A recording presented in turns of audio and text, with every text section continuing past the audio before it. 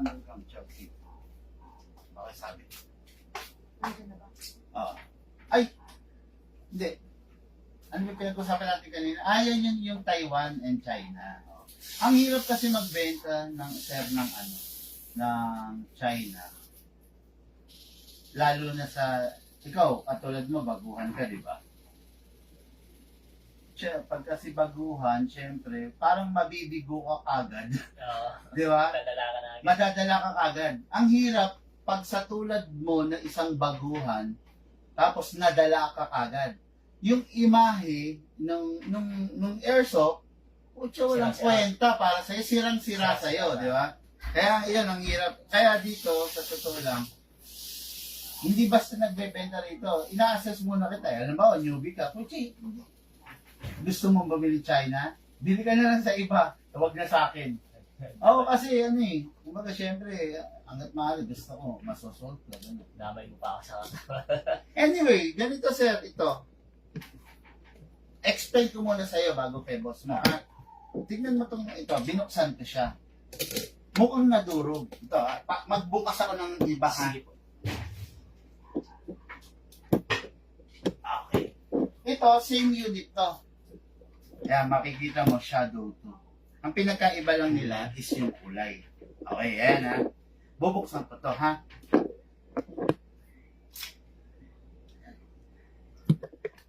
Ako. Ito yung akin. Tama? Baka magkapalit eh. Ito yung inyo.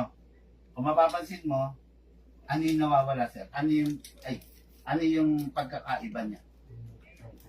Yan. Ito ang tawag dito sir, sorry. Ito ang tawag dito is recoil buffer. Ito yung sumasalo ng blowback. Para siyang shock absorber. Ngayon, ang problema nito, yung sa inyo, tingin ko lang, nadurog na. Wala na. Nadurog na. Bakit? Bakit siya nadurog? Kasi yung sa inyo, walang silicone oil. Kung mapapansin mo yun sa akin, nangingintab, basa siya ng oil. Yung sa inyo, mukhang simula nung ginamit, hindi siya nalagyan ng oil. Oo. At saka mapapansin mo, sobrang gas-gas na. Oo. Yung sa inyo, ubos na di ba? Ayun. Yan yung downside. Pwede mo ba tawagan si mo pwede. para maipaliwanag ko? Tama.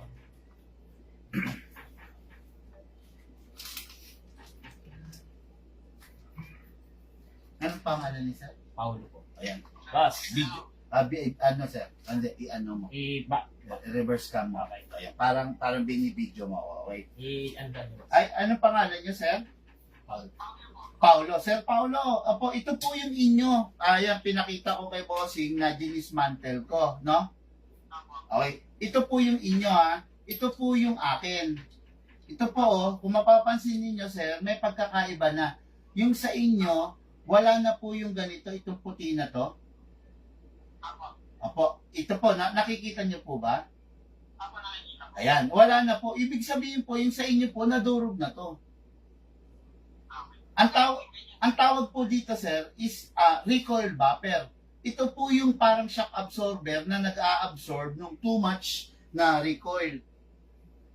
Opo. Without this, hindi makakapag-cycle ng maghusay na maganda yung unit nyo. Tapos ito pa, babaklasin ko. Ito. Kailan nyo po ito huling pinaputok, sir?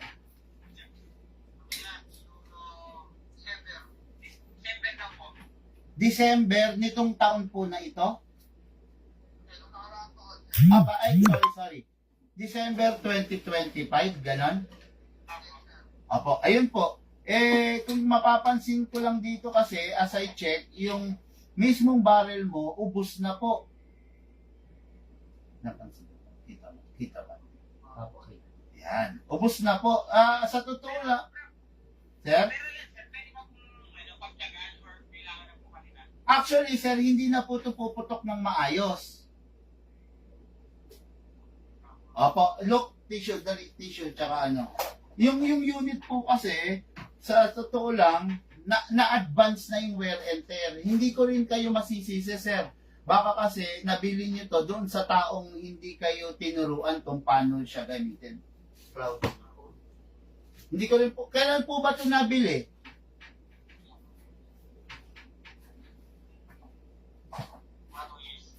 Ayan. Ayan. Opo. Halos, ano po sir, halos ng gigitata po siya.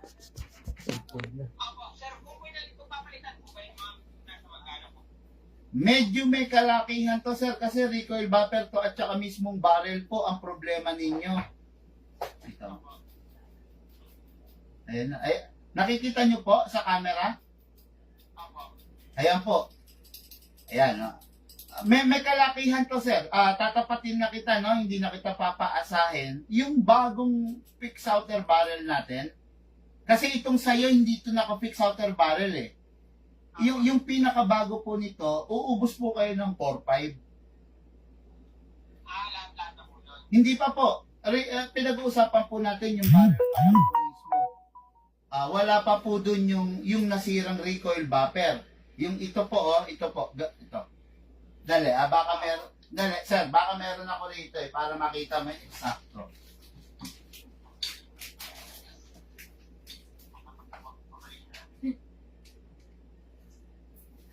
Ito, sir, ganito po ang itsura na, no? Nakikita niyo po?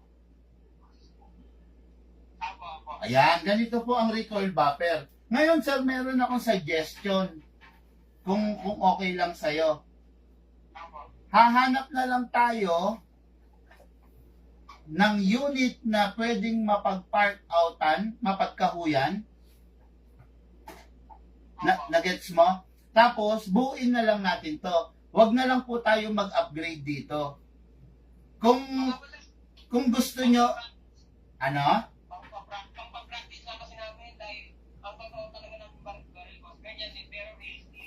Opo. Ako rin, ganito rin totoo ang live ko, sir. TS2.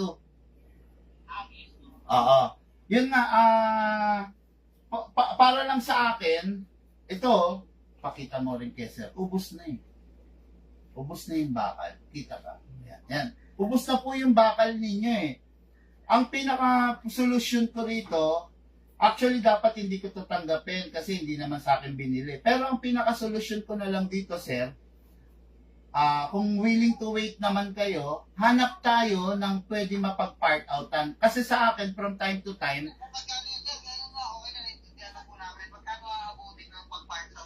mas mababa, sir, almost 50%. Halimbawa, kung gagastos kayo ng 4.5, siguro sa barrel pa lang, 2,000 na. 2,000 na lang. Ganon. Yung lahat ng magagastos, sir. Hindi ko pa malaman, sir, eh. Hindi ko pa masabi kasi hindi ko pa napapaputok, eh. Oo, pero most probably, sa nakikita ko naman sa unit mo, ito lang naman ang nakikita ko. The barrel and the hop-up. Sorry.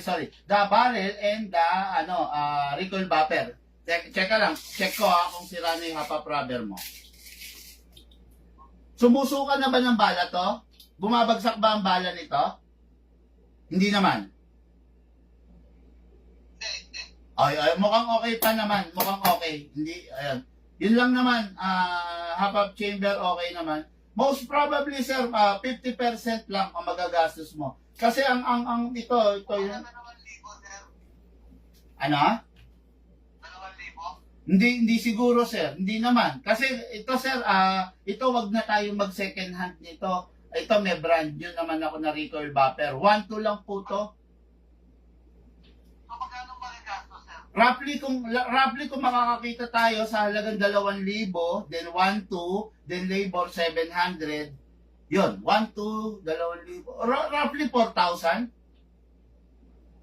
Opo, yung unit nyo kasi sir, high-end po ito eh. CC po ito. Parang sa totoong, sa live, sa real steel, iba po ang presyo ng pyesa ng Glock into CC. Ganon din po sa airsoft.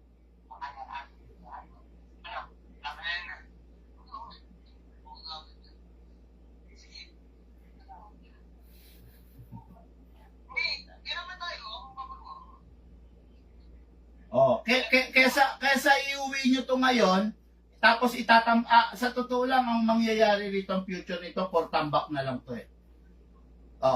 Alam mo ba na alam nyo pag ipinutok natin to ngayon, sir? Siguro sir, bigyan mo ako rito kahit 1 week.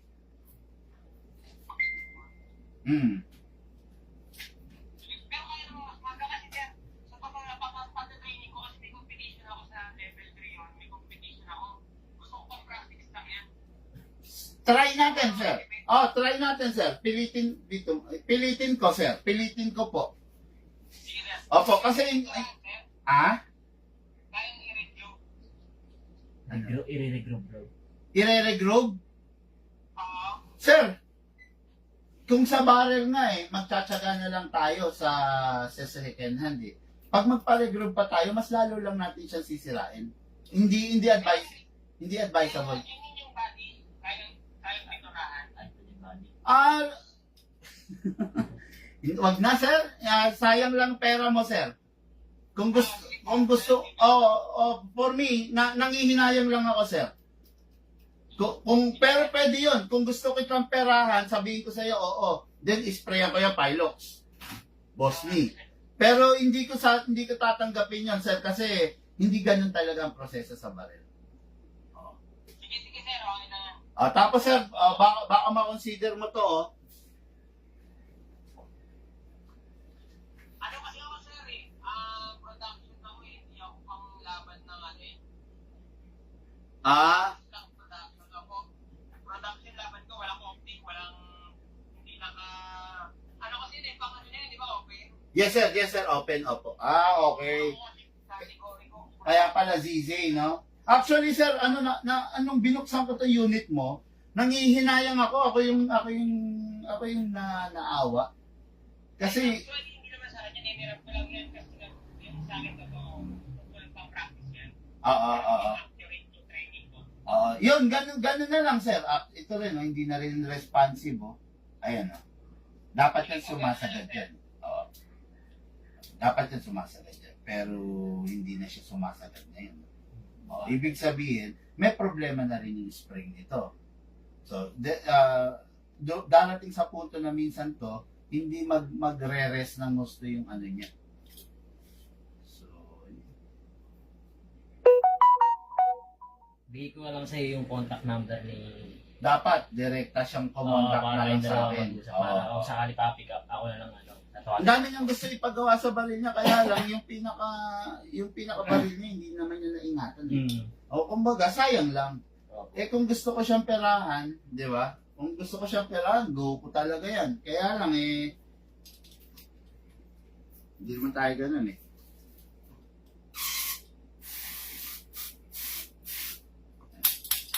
Video mo to. Para makita niya. Ayan. Para makita ni sir yung makukuha natin. Hindi dapat ganito to.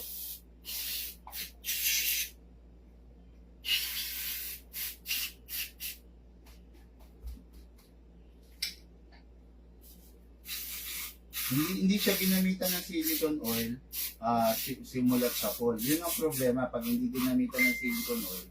Ang bilis maubos. Ayan, nakikita mo sir? Ayan, may mga ano siya, yung foreign element, mga alloy na malalaki. Yung mga bakal, di ba? Yan yung sumisira sa mismong unit.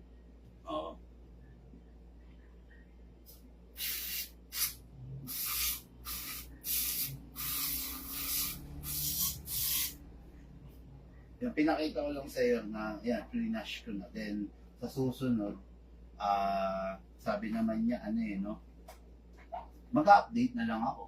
Ako sa sakali. Bigay ko na lang sa'yo yung number niya. Basahan, look. Bigay mo sa akin yung number niya, tapos, kukunin ko na lang yung ito, tignan ko muna to kung merong leak Sana wala.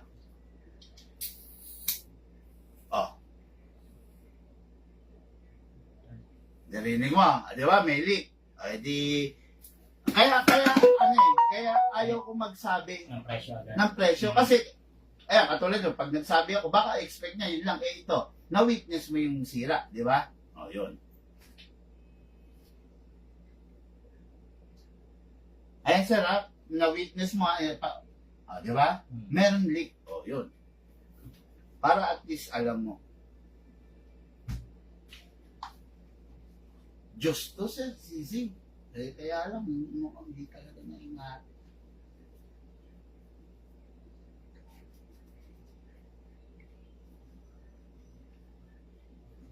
Sayang. Oo. Yun. Ayan, nahabol pa. Di ba kanina? Hindi na siya umaano. O, ayan, okay pa. Nalinis na. Oo. Nakuha sa linis. Eh, no? Sumasadlak na siya ngayon doon, no? Kanina kahit ginanyan ko, ayaw eh. Bagal. Kasi hindi ko mapalo. Oh. Yun, ganun na lang, sir. Look, full name ni sir, at saka yung contact number na lang. Sinong kukontakin ko? Siya, ikaw? Siya na lang po. Meron kang cellphone number Oo, niya? meron po. Sige, Tapos, na. para pagka Taga-asang ka niyan? may kawayan Bulacan, sir. May kawayan. Malayo pa. Sige na, pakikuha yung full name ni sir. Lalagyan ko na lang ng vehicle buffer na kasi kukuha naman siya.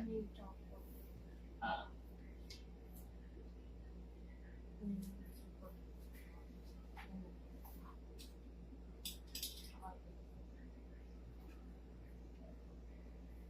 tapos number.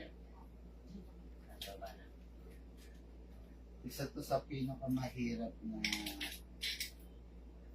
trabaho ko, mga airsoft, no? Yung unit na hindi naman sa akin binili.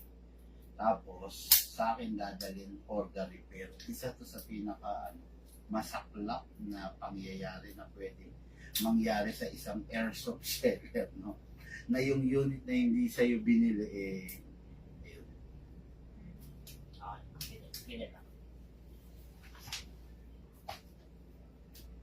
Pero yung kay boss ko na lang na number. Oo, Parang yung pagka- kay boss mo na lang, tapos dyan na lang rin ako mag-update. Pagka sa kanya na lang. Sige, sige. Para pagka Pero sir, na-witness mo, no? Apo, yung yan, magazine, Mm. may leak.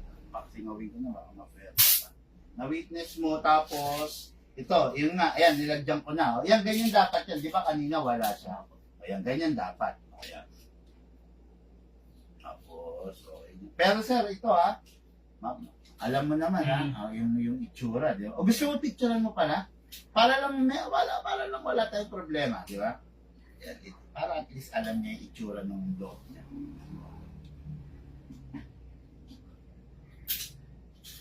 Ayan. So, sir, tama mo na rin ito. Ayan.